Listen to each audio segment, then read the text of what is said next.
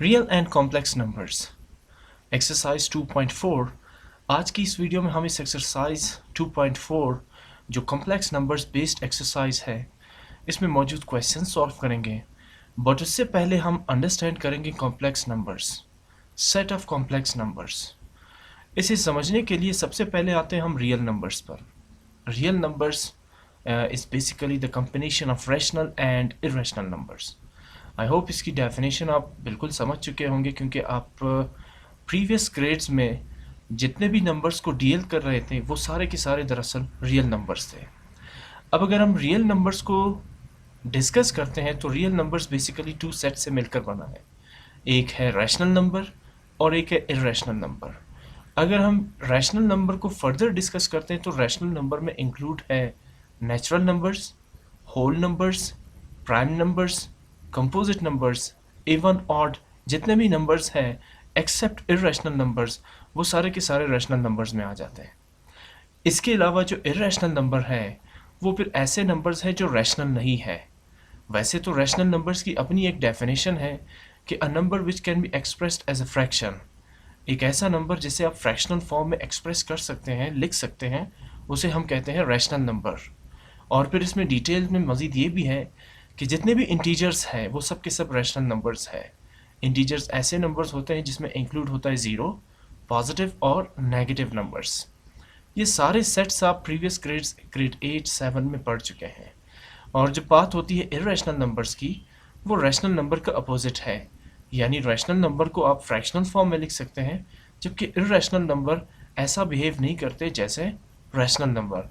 इसमें जो एलिमेंट्स आते हैं इरेशनल नंबर्स में वो है square root 2, square root 3, square root 5, square root 6, square root 7, square root 8, square root 10 and so on. अब ये जो मैंने नंबर्स आपको बताए इसमें से मैंने कुछ नंबर्स छोड़ दिए, like square root 1, like square root 4, like square root 9। ये नंबर्स परफेक्ट स्क्वायर नंबर है। यानी स्क्वायर रूट 1 जो है वो 1 के इक्वल है। 1 एक रैशनल नंबर है बिकॉज 1 एक इंटीजर है। इसी तरह स्क्वायर रूट 4, 4 एक परफेक्ट स्क्वायर नंबर है। Square root 4 is 2, again 2 is an integer. और वी नो दैट कि हर इंटीजर को आप फ्रैक्शनल फॉर्म में लिख सकते हैं। इसी तरह मैंने स्क्वायर रूट 9 को भी छोड़ दिया। Again square root 9 is a perfect square number और 9 का स्क्वायर रूट क्या होगा? 3। सो 3 फिर एक इंटीजर है, विच मीन्स 3 को आप फ्रैक्शनल फॉर्म में लिख सकते हैं, like 3/1। So real numbers basically combination है रैशनल और इरेशनल नंबर्स का। अब आते हैं कम्प्लेक्स नंबर्स पे। कम्प्लेक्स नंबर्स की जो यानी बेस है, वो मैथमेटिशियन जब ये इक्वेशन सॉल्व कर रहे थे x square plus 1 equals to 0, इस इक्वेशन को सॉल्व करने के बाद कॉम्प्लेक्स नंबर्स का कंसेप्ट वजूद में आया। सो हुआ क्या, जब मैथमेटिशियंस ये इक्वेशन सॉल्व कर रहे थे एक्स स्क्वायर प्लस 1 इक्वल 0, जब आप इसे सॉल्व करते हैं, अच्छा ये प्योर क्वाड्रेटिक इक्वेशन है। अब क्वाड्रेटिक इक्वेशन के बारे में थोड़ा सा आपको पता होना चाहिए कि एक ऐसी इक्वेशन जिसमें वेरिएबल की मैक्सिमम पावर 2 हो उसे हम क्वाड्रेटिक इक्वेशन कहते हैं, और अगर वेरिएबल की मैक्सिमम पावर 1 हो तो उसे लीनियर इक्वेशन कहते हैं। अब प्योर क्वाड्रेटिक इक्वेशन, इसमें जिस तरह आपने इक्वेशंस देखे होंगे, पहले आता है एक्स स्क्वायर, फिर एक्स और फिर कांस्टेंट टर्म। लेकिन अगर वो जो वन वेरिएबल टर्म है जिसकी पावर 1 है, यानी एक्स स्क्वायर प्लस एक्स, अब इसमें प्लस एक्स मिसिंग है, डायरेक्ट प्लस 1 एक कांस्टेंट नंबर है, इसलिए इसे हम पढ़ेंगे प्योर क्वाड्रेटिक इक्वेशन। जो क्वाड्रेटिक इक्वेशन होती है उसमें पहले एक्स की पावर 2 होती है, फिर एक्स पावर 1 और फिर आखिर में कांस्टेंट नंबर। लेकिन यहाँ ऐसी कोई सिचुएशन नहीं है, वो जो वेरिएबल विद एक्सपोनेंट या पावर 1 है यानी एक्स, वो इसमें मिसिंग है।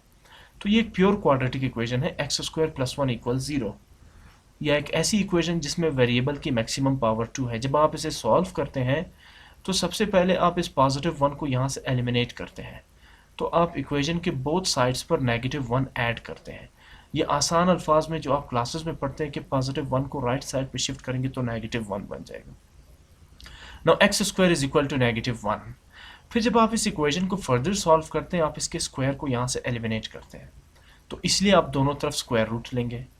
जब आप स्क्वायर रूट लेंगे तो x का स्क्वायर और रूट कैंसिल आउट होगा, x square root of x square is x। जबकि राइट साइड पे जो नंबर आपके पास आ रहा है वो है स्क्वायर रूट नेगेटिव 1। अब ये जो स्क्वायर रूट -1 है, ये एक ऐसा नंबर है जो रियल नंबर्स के सेट को बिलोंग नहीं करता। ये बात ज़रा समझने की है। मैंने आपसे कहा कि real numbers is the combination of rational and irrational numbers, लेकिन ये जो नंबर है स्क्वायर रूट -1, ये ना तो रैशनल है और ना ही इरेशनल है। आम तौर पर स्टूडेंट्स जो है वो इरेशनल नंबर्स को ऐसे आइडेंटिफाई करते हैं कि एक ऐसा नंबर जो नॉन परफेक्ट स्क्वायर्ड हो और जिसके ऊपर स्क्वायर रूट का सिंबल हो, वो इरेशनल नंबर कंसीडर होता है। For example √3, 3 non perfect squared number है और वो रूट के अंदर हो तो डेफिनेटली ये एक इरेशनल नंबर होगा। अगर आप बात करते हैं √4 की, तो 4 तो परफेक्ट स्क्वायर्ड नंबर है जिसका स्क्वायर रूट 2 आता है, तो वो इरेशनल नहीं बल्कि रैशनल नंबर है। इसी तरह √5 एक इरेशनल नंबर है because 5 non perfect squared number है और उसके ऊपर रूट भी है। तो स्टूडेंट्स जो है वो आइडेंटिफाई ऐसे करते हैं इरेशनल नंबर्स को कि अगर कोई number non perfect squared number हो और उसके ऊपर स्क्वायर रूट साइन हो तो वो इरेशनल नंबर कंसीडर होगा। लेकिन आप गौर करें, इरेशनल नंबर के सेट में सारे नंबर्स अंडर रूट के अंदर होते हैं, लेकिन सारे के सारे नंबर्स पॉजिटिव होते हैं। जैसे मैं कुछ नंबर्स बता देता हूँ आपको इरेशनल नंबर्स, गौर से सुने। √3, √5, √7, इवन √8, √10, √11, √12, √13, √14, √15, 16 फिर परफेक्ट स्क्वायर नंबर है, √17। ये सारे के सारे पॉजिटिव नंबर्स हैं जिसके ऊपर स्क्वायर रूट का सिंबल है, तो ये इरेशनल नंबर्स है। और इरेशनल नंबर्स का जितना भी सेट है, मतलब इसमें भी तो इन्फिनिट एलिमेंट्स है, सब के सब जो है वो या तो मीन्स कि उसके ऊपर स्क्वायर रूट होगा और वो नॉन परफेक्ट स्क्वायर नंबर होंगे। लेकिन ये जो आप नंबर देख रहे हैं जिसमें अंडर रूट के अंदर नेगेटिव नंबर आ रहा है, ये एक न तो रैशनल नंबर है और ना ही इरेशनल नंबर है। तो हम यहाँ पर ये कहेंगे कि जो x की वैल्यू हमने कैलकुलेट की है, ये x की वैल्यू इस इक्वेशन को सेटिस्फाई नहीं करती। आमतौर पर जब हम क्वाड्रेटिक इक्वेशन या प्योर क्वाड्रेटिक इक्वेशन को सॉल्व करते हैं तो x के जो रूट्स आते हैं वो हमेशा रियल नंबर्स होते हैं, मतलब या तो वो रैशनल होते हैं या इरेशनल होते हैं। लेकिन यहाँ पर जो ये आ रहा है √-1, ये ना तो रैशनल है और ना ही इरेशनल है, जिसका मतलब है कि ये एक रियल नंबर नहीं है। तो अगर ये रियल नंबर नहीं है तो फिर इसको मैथमेटिशियंस ने नाम दिया इमेजिनरी नंबर। तो सेट ऑफ इमेजिनरी नंबर्स ऐसे एलिमेंट्स हैं जिसमें आता है अंडर रूट और अंडर रूट के अंदर सिर्फ और सिर्फ नेगेटिव नंबर्स होते हैं। -1, -2, -3, -5, -6, -7, √-6, √-7। तो ये सारे के सारे जो है वो इमेजिनरी नंबर्स होंगे। क्यों? क्योंकि ये जो √-1 है ये रियल नंबर्स को बिलोंग नहीं करता। मैंने आपसे कहा कि ये ना तो रैशनल है और ना ही इरेशनल है। लेट्स सपोज अगर ये होता यहाँ पर +1, तो फिर ये तो एक यानी √1 is equal to 1 because 1 is a perfect square number, ये तो एक रैशनल नंबर होता, तब तो कोई इशू नहीं था। लेकिन अब ये है -1, तो इसलिए ये ना तो रैशनल है ना ही इरेशनल है। तो x का जो ये रूट निकल आया है ये रियल नंबर्स के सेट को बिलोंग नहीं करता, इसलिए मैथमेटिशियंस ने फिर इसको नाम दिया इमेजिनरी नंबर्स। और the set of imaginary number is basically called complex numbers. Further इसकी कुछ डेफिनेशन मैंने लिखी है, the numbers of the form a + b iota. अच्छा, इसकी डेफिनेशन से पहले मैं एक और चीज़ बता दूं कि ये जो कॉम्प्लेक्स नंबर्स है, कॉम्प्लेक्स नंबर्स जो है वो फिर रियल नंबर से भी बड़ा सेट है। इसकी वजह यह है कि कॉम्प्लेक्स नंबर्स में दो तरह के नंबर्स एग्जिस्ट करते हैं, एक रियल और एक इमेजिनरी। अब रियल कैसे इसमें एग्जिस्ट करता है, हम ये जो नंबर है √-1, इसे हम ऐसे भी तो लिख सकते हैं कि √-1 + 0, बिल्कुल लिख सकते हैं।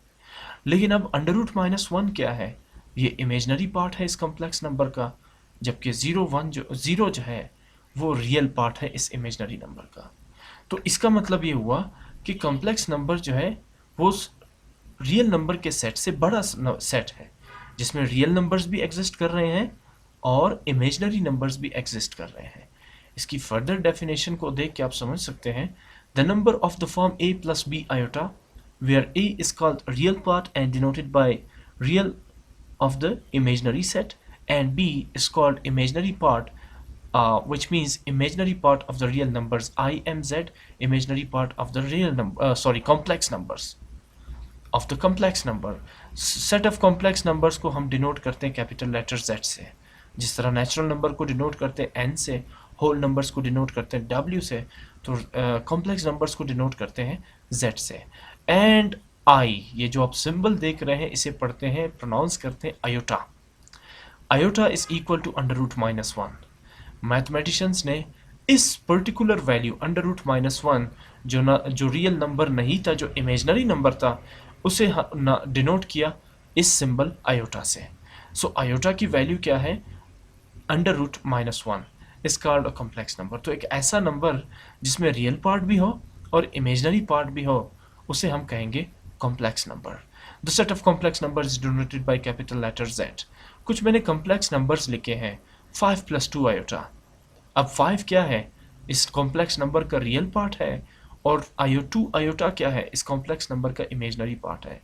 तो यहाँ से भी आपको क्लियर हो जाता है कि जो कॉम्प्लेक्स नंबर्स है वो रियल नंबर से भी बड़ा सेट है, यानी real numbers in the subset of complex numbers. क्योंकि कॉम्प्लेक्स नंबर्स में रियल पार्ट भी है, मीन्स रियल नंबर्स भी है, और इमेजनरी पार्ट भी इसमें एग्जिस्ट कर रहा है। तो इसका मतलब है कि कॉम्प्लेक्स नंबर्स रियल नंबर्स से भी बड़ा सेट है, और हम ये कहेंगे कि real number is the subset of complex numbers. एक और कॉम्प्लेक्स नंबर है Z is equal to -6, -7 iota. अब हम जानते हैं कि आयोटा की वैल्यू क्या है? √-1। तो फिर आयोटा स्क्वायर की वैल्यू क्या होगी? दोनों तरफ आप स्क्वायर लेंगे तो यहाँ स्क्वायर और रूट कैंसिल आउट होंगे। Iota square is equal to -1। अगर आयोटा √-1 है तो आयोटा स्क्वायर होगा -1। इसी तरह iota raise to the power 4 की वैल्यू क्या होगी? Iota raise to the power 4 की अपनी एक बेसिक वैल्यू तो नहीं है। हाँ, इसे हम इस फॉर्म में लिख सकते हैं, iota square multiplied by iota square. ऐसे लिखने की वजह यह है कि हमारे पास आयोटा स्क्वायर की वैल्यू तो है। तो iota square multiply by iota square is -1 multiply bye -1 equals +1। तो आयोटा की वैल्यू हुई √-1, आयोटा स्क्वायर की वैल्यू हुई -1, और iota raise to the power 4 की वैल्यू हुई +1। इस तरह आप iota raise to the power 10 की वैल्यू भी फाइंड कर सकते हैं, iota raise to the power 100 की वैल्यू भी फाइंड कर सकते हैं, और यही बेसिकली क्वेश्चन नंबर 2 इसमें होगा। क्वेश्चन नंबर 1 है इसमें, right the following in terms of iota. इन्हें आयोटा फॉर्म में लिखना है, किसको? √-1a। अब ख्याल रहे कि ये जो स्क्वायर रूट साइन है ये सिर्फ -1 के ऊपर है, a के ऊपर नहीं है। तो हम इसे आयोटा फॉर्म में कैसे लिखेंगे? √-1, चूंकि ये आयोटा की वैल्यू है तो हम इसकी जगह लिखेंगे √-1 की जगह आयोटा और a एज इट इज। तो ये आयोटा फॉर्म इसका होगा आयोटा a और a आयोटा। ठीक। सेकेंड पार्ट है √-9। अब सबसे पहले हम इसे ब्रेक करते हैं। √-9 can also be written as √-1 times √9। ठीक है, अगर आप मल्टीप्लाई करते हैं तो 9 मल्टीप्लाई बाय -1 इज -9। अब ऐसे लिखने की वजह यह है कि जो √-1 है उसकी वैल्यू है आयोटा, वो इक्वल है आयोटा के, तो इसकी जगह हम लिखेंगे आयोटा। और 9 is a perfect square number, और 9 को हम लिख सकते हैं 3 स्क्वायर, तो स्क्वायर और रूट कैंसिल होने के बाद 3 मल्टीप्लाई बाय आयोटा 3 आयोटा। सो √-9 का जो आयोटा फॉर्म है वो है 3 आयोटा। इसी तरह नेक्स्ट है √-3। √-3 को हम ऐसे भी लिख सकते हैं √-1 टाइम्स √3। अब √-1 को आप 3 से मल्टीप्लाई करेंगे √3 से, तो √-3 ही आएगा। लेकिन √-1 की जगह मैं लिखने जा रहा हूँ यहाँ पे आयोटा, और 3 नॉन परफेक्ट स्क्वायर नंबर है तो इसका जो स्क्वायर रूट है वो इसके ऊपर ही रहेगा। सो √3 iota is the iota form of √-3।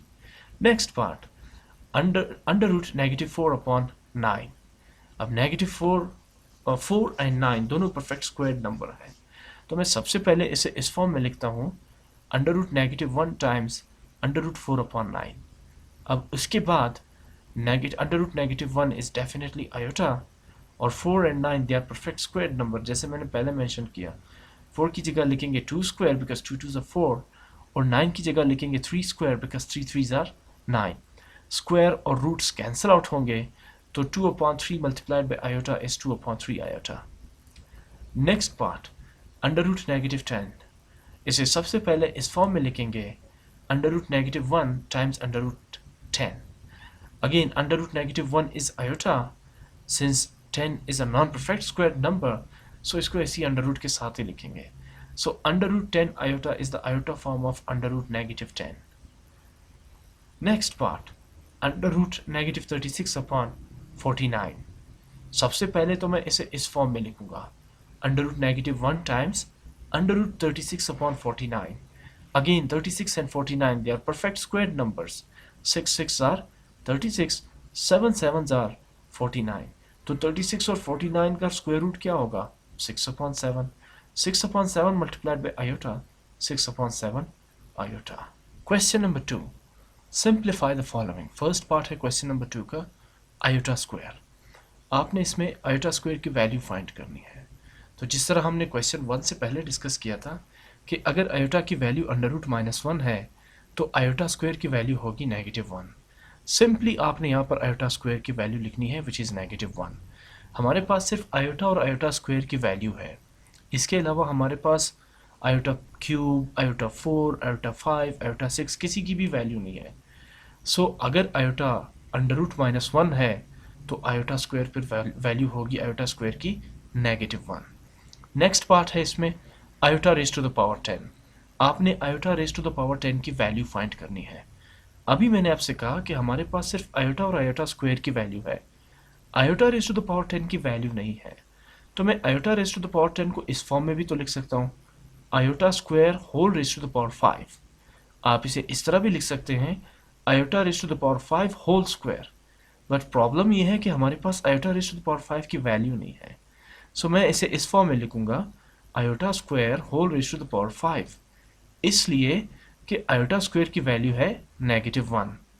और -1 को अगर आप 5 टाइम्स ऑड टाइम्स मल्टीप्लाई करेंगे तो answer will remain the same, -1. याद रखें, अगर नेगेटिव नंबर का एक्सपोनेंट या पावर ऑड इवन नंबर है तो नेगेटिव साइन चेंज हो जाएगा पॉजिटिव में, और अगर नेगेटिव नंबर का पावर या एक्सपोनेंट ऑड है जैसे कि 5, तो नेगेटिव साइन नेगेटिव ही रहेगा. तो अगर आप -1 को 5 टाइम्स मल्टीप्लाई करेंगे, like -1 times -1 times -1 times -1 times -1, तो answer will remain the same, -1. So iota raise to the power 10 की वैल्यू है -1. नेक्स्ट पार्ट है iota raise to the power 19. So again iota raise to the power 19 की value तो है ही नहीं, तो मैं इसे लिखूंगा iota square whole raised to the power 9. Now 2 9s are 18 according to the exponent law.